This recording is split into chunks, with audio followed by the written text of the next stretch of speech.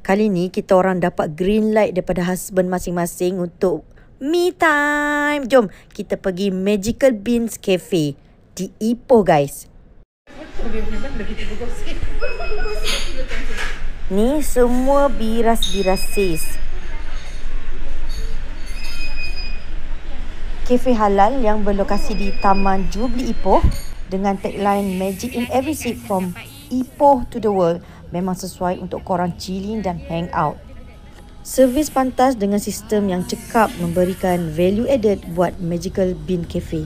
Ia juga menawarkan pelbagai menu barat klasik yang boleh korang cuba dan explore salah satu hidden gem di sini. So, kalau korang masuk Ipoh, jangan lupa datang sini tau. Bye guys, selamat mencuba.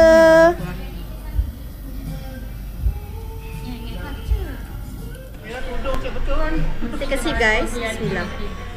Nanti bila bulan 6 kan tak ada gila.